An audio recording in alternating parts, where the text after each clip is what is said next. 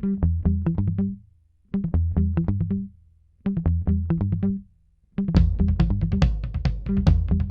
and welcome to Author Hour. I'm your host Richard Lyntton, author of North Korea Deception, Hyde Park Deception, and now, ta-da, third in the series, Leningrad Deception, which is available now. And we're going to turn the tables today. My friend and local author, CJ Milacci, has kindly agreed to interview me about the launch of my third book, Leningrad Deception. So I'm a little bit nervous, but I'm going to turn it over to CJ. Oh, wonderful. Thanks Richard, for doing this. Thank you so much for having me. I'm so excited to talk about your book and to dive into it. It's such a big deal to be at book 3 in the series, so congratulations. Thank you. It's wonderful. So when did you write book 3, and about how long did it take you to actually get to the end of this story? Yeah, so the first 2 books took me about 10 years to write, and then book 3 pretty much took a year. So I started in April 2022. That's right, yeah, 2022, and then it came out April this year, 2023. So I religiously spent 2 or 3 hours a day. I would go for my walk and I sit by a river, beautiful river, and the water's flowing past, and I write a chapter in my car, actually. Oh, wow. It's my office, and I just love having the sound of the water. And then I work with my editor, and we spent about a year. And I actually also did something that I've never done before. I put it on Kindle Vella, which, if people don't know, is another Amazon platform that you can read chapter by chapter on your phone. So I did that as a sort of little incentive for myself to keep going. Right. So I put it up there, and then we added the chapters as we went. How did that feel using Kindle Vella? Was that overwhelming? Did you feel like it encouraged you in the writing process? Yeah, no, it was a really interesting experience. I mean, I thought, is it worth it? And because, you don't get that much, you're not paid that much, you're paid per page or whatever it is. But I think the first 3 chapters are free. But yeah, it was funny for me, literally having, because I had the cover done already. I had that done in advance. And although if I'm being brutally honest, because the book Leningrad Deception is set in Leningrad, Stockholm, London, Venice, and Capri. And I sort of feel like if I'd really thought about it, I might call it Capri Deception. But as my books are a lot to do with Russia and the Cold War and Soviets and spies, I thought maybe it should be Leningrad Deception.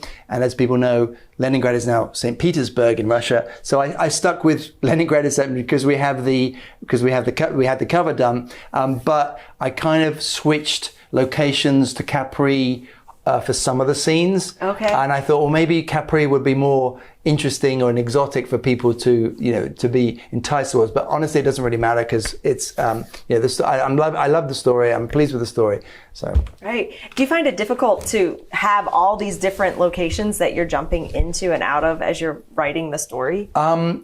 You know what, that I feel like the locations are kind of almost characters in my books, and we write, don't we? We write what we love to read. So I just always love, whether it was, I know, growing up watching James Bond. I remember one of the first movies I ever saw was Roger Moore in Live or Let Die. That was one of my first going to the movie theater, and I just love that idea of switching from not just towns within one country, but switching to countries. And then I love to try and contrast. So we go from Leningrad to Venice, to London.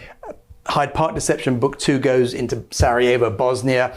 And in fact, I just have to tell you a very incredible story. I just did a book signing at Barnes & Noble for the third book. And a nice couple came in and they said, oh, our daughter just went on an Eastern European tour. And so it turned out this was a local Catholic school here in the area, and she'd literally been to Plitvice Lake, Mostar, and Split, Croatia, which is where 3 of my scenes are set in Hyde Park Deception, because it's about the war in Bosnia. I said, oh my God, you have to buy this. Anyway, it was just so bizarre because it was like history turning full circle. Sure. I'd served in the British Army out there as a United Nations military observer, which is why I use many of these locations. Right. And then now this guy walks in, his daughter's just been on a historical tour of Bosnia. It was crazy. Wow, that's so wild, but exciting. I'm sure when she reads your story, it will bring it to life in a new way. And I said, you gotta, I said, just have her read the first couple of chapters, she'll get a kick, because it's in Split, Croatia, where she visited. Sure. And there's a nice chase sequence in Split, Croatia. Oh, that's so neat. So since we're talking about Hyde Park Deception as well, how did writing Leningrad Deception compare with Hyde Park Deception and North Korea Deception? Yeah, so I mean, probably like many writers, I mean, I kind of wrote the first two books together. So I was sort of writing one for maybe 2 or 3 years, and then I started on the next one. And it was a long process to answer your question. So it was like, it literally was, I think, 10 or maybe even 15 years. And the character, I had to go back in time, because the first book is set in the Russian Far East. So it's set in London, Moscow, Vladivostok, and Pyongyang. And the protagonist is a British journalist. And then I realized that I wanted to use many of the places and experiences and the wars that I've been in. So therefore I had to go back in time. So therefore book 2 is Jack Steele as a United Nations military observer in Bosnia. And then book 1, he's actually, book 3, Leningrad Deception, he's actually still at Sandhurst, the Royal Military Academy Sandhurst, but he speaks Russian. So he gets sent on this chase to Leningrad, and he becomes embroiled in a Vatican-inspired conspiracy to assassinate 2 world leaders. Wow, it sounds so exciting. I get excited listening to it because I love those spy thriller stories. Right, exactly. But they are so high-paced, and there's so much moving parts, and they aren't short stories. So it looks like they're around 120,000, each. And so how does that work when you're planning out a novel like this? Because there's so many parts,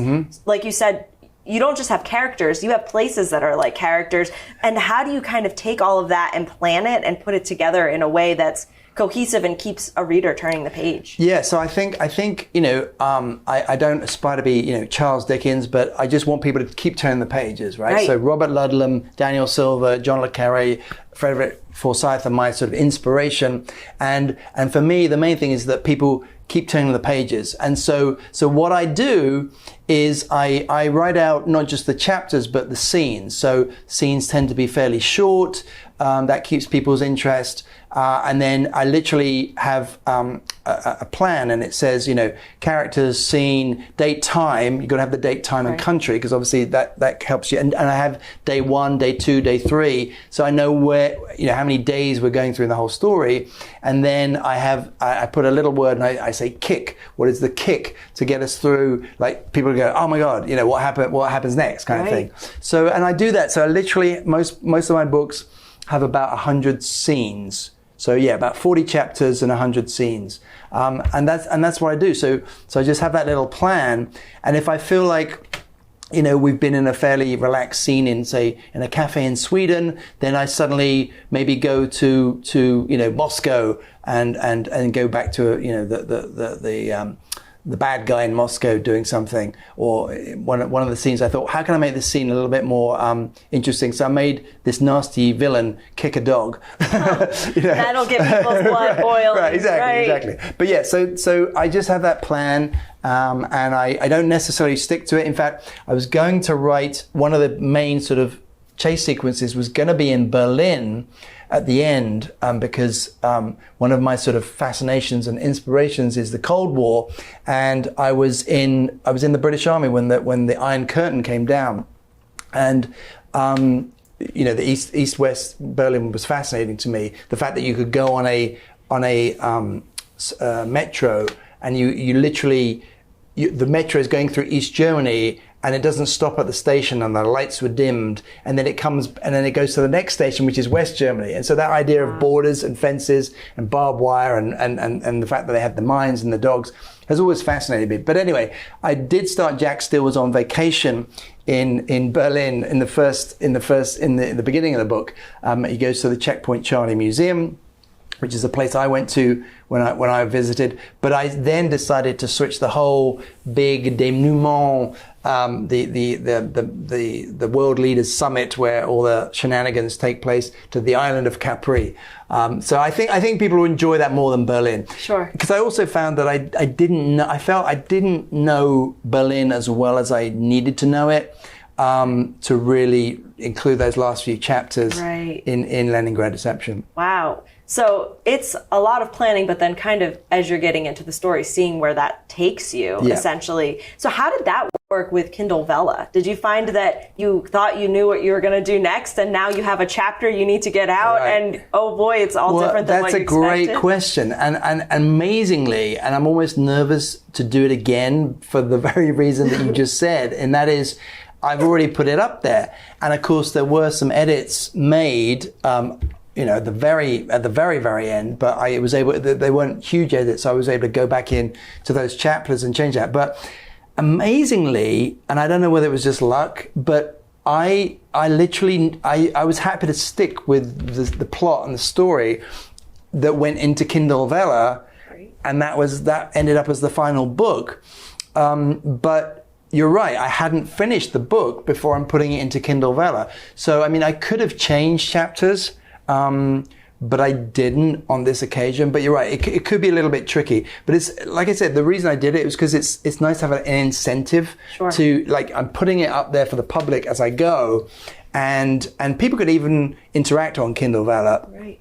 And they can send you a note. Did you know that? Have you done it? I haven't done it, but I've heard of it. Yeah. So anyway, it could be a problem, but it wasn't on book 3. So I'll see about book 4. See if you'll you're literally getting paid to write as well. Because I mean, I literally would get a few bucks each month from people reading my chapters. So this is like, oh great. So people are buying it. We're not talking huge amounts, but again, that's another little incentive that people are reading my chapters. And then maybe, I don't know, I feel like maybe people stop at 10 or 20 or 30 and then they say, okay, I'm going to just wait and buy the book. Right. I don't think most people buy the whole Kindle Vella book. And Kindle Vella is actually supposed to be, I think, mainly for shorter stories. But anyway, I just tried it as a platform. That's great. So I know Kindle Vella has been something that's been talked about more, and these kinds of services where an author can put out a chapter or 2 at a time.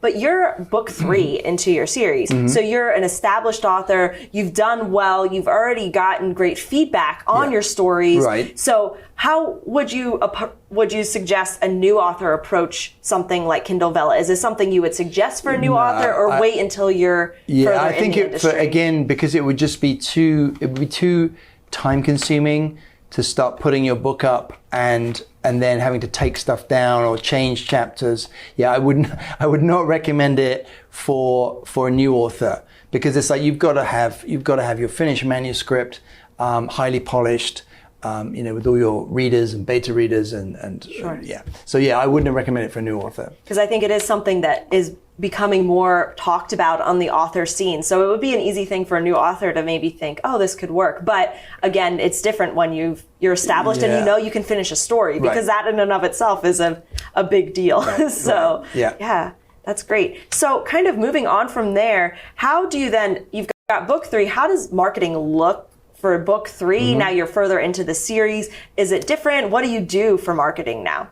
So, book 1 was tough. Book 2 was a little bit easier, but people really seem to resonate with book 3. So I think, it's like anything, you've got to build those bricks, right? So the marketing, I have my newsletter, which every author has to have. And I like to give people numbers sometimes, but I have nearly, I think, 2,000 people on my newsreader letter. And I recently had a conversation with a New York literary agent just for fun. It was a friend of a friend. And I just, what would I need to get like a big publishing deal? And she said, well, you kind of need like 10 or 20,000 people on your newsletter. I was like, okay, I've got a little way to go. Right. But, marketing for me is, so you're going to send out your email, your newsletter, you're going to do Amazon ads, you're going to do Facebook ads, discount sites. There are things called book promos where authors kind of do they clump together and they have like 10 or 20 authors, thriller authors, and they'll all put this newsletter, and there's a company called Book Funnel who does this for you. And so they'll for one day, or several days, they'll each author will market the newsletter, and it's kind of like a book promo. So there's like 2 or 3 other things I do for the marketing. So just coming back to the newsletter too, because that is such a vital thing. So 2,000 is a great number in most circles. I believe I had listened to a podcast and they said that most authors were under 500 newsletter subscribers. So how do you build that? Do you use things like BookFunnel to build your newsletter for someone who's kind of early on in the process? Well, what does that look like? So that's nice. It's interesting you say that. It's nice that you say that, because I'm thinking, why can't I get it beyond 2,000? Because it seems to stick at that. Because what I do is, if you use MailerLite or MailerChimp, whatever it's called, but basically how you do that is, first of all, you've got to have links in your book to your website, and so people can sign up. So some people do that. The main technique I've used is from something called book sweeps. Okay. So book sweeps and book funnel. So these are two separate companies. I'll just say them again if people want to check them out. So book funnel, or one word, and then book sweeps. And they have things called newsletter builders. And so what you'll do is you'll offer a free copy of your book. And if the person wants your book, I think they have to give their email, and then you get at the end of the promo, you get like a list of, say, 100 or 200 people who downloaded your book for free. But in marketing, as people will know, as people know, an email is worth a lot, in monetary terms. And so, I've used those two companies, BookSweeps and BookFunnel, for newsletter building. I make sure all my links to my website are in the back of my books. And then you can also do things like, Facebook ads and Amazon ads. And I guess I should do more on trying to build that list. But I sort of feel like, I always think of it, what if it was me? Like, I know I want to be on Daniel Silver's mailing list, David Baldacci, some of these people who you really love. You just want to be on their list. Sure. So I guess I also feel that maybe, I don't know what the percentage is, maybe 50% or 30% is organic, and people are going to go to your website and sign up anyway. But there are definitely, for new authors, like I say, MailerLite, MailerChimp, I think, is that what it's called? MailChimp, I think. Not MailChimp. Yeah. It's like saying the Google, isn't it? So there are definitely ways of doing that for new authors, and you should and must do that. Definitely. I completely agree with you. That's the thing that you can always control, right? So social media is something we tend to feel like there's this need to be on there, but you can't reach all of those people that are your followers. Whereas your email list, you can actually guarantee that every person on your email list found out that Leningrad Deception is now available. They know when Hyde Park Deception or North Korea Deception are on sale, all of those things, and you can control that. And the other great thing I did this time for the launch was that I reached out to my email list and I said, for anyone who'd like to be an advanced reader, I'll send you a copy of the book in exchange for an honest and fair review on Amazon. Sure. And you can do that. And you literally, some of the reviews that you'll see on Amazon that said, I received this book in exchange for a review. And so Amazon allows you to do that, which is really great. And so I literally had I think 20 or 30 people who read Leningrad Deception. And then on day one that it was published, I reminded them, and they put, reviews up. Most of them were pretty good. That's great. Thank goodness, 4 or 5 stars, hopefully. But so that's another thing that you can use your email letter for. That's fantastic. So, and then that's another way to interact with your readers. And is that something that you enjoy doing? Like that interaction with readers and I think it's funny you say that, because I really enjoyed the last 2 book signings I've done. I met some really interesting people and really fun conversations. And even though it feels like a slog, it feels like, I've got to organize the next one, the next book signing. Once you do it and you're there with people who are either interested because they just found out about, or they pick up your book and they like the look of it, and then I give them the spiel. I say, you want the quick spiel or the slow spiel?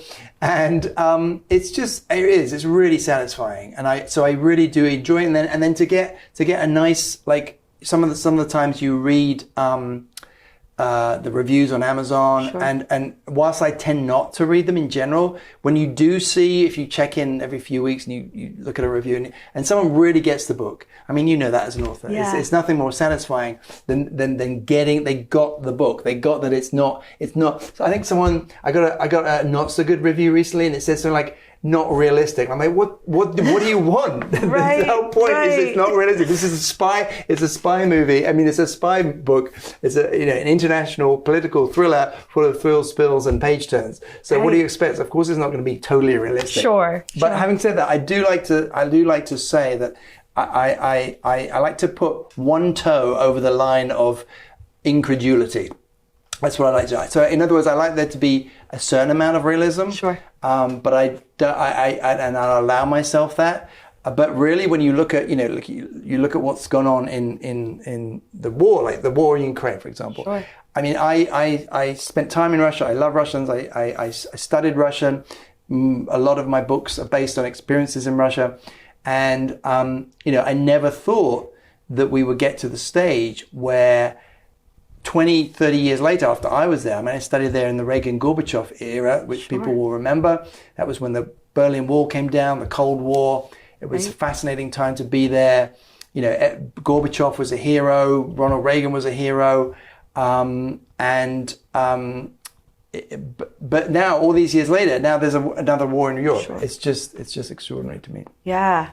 So do you find that when you do the book signings and everything, you get to have some of those conversations about what you've done and experienced and how that has influenced your writing? Yeah. I mean, people will say, like, the lady came up to me the other day and said, I served in the military and my brother was in the military, and she said, North Korea Deception, that's my book, she said, because she'd served in the American US Army in South Korea. Wow. And I said, yeah. And she said, and then there was the Gulf War I, and she said, and they didn't send me to that. But yeah, she so it's amazing, people do know about, older people probably more than younger, but people do know and appreciate the Cold War and history and European history. And so yeah, I mean, I guess those are the people that tend to be, to gravitate towards Sure. my books. Yeah.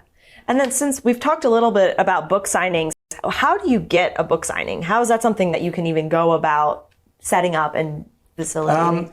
So I mean, I always advise people to you got to try and befriend a local indie bookstore, I would say, because and again, booked in Chestnut Hill, if people haven't been there, very welcoming. And there's Main Point Books here that I know does book signings for indie authors.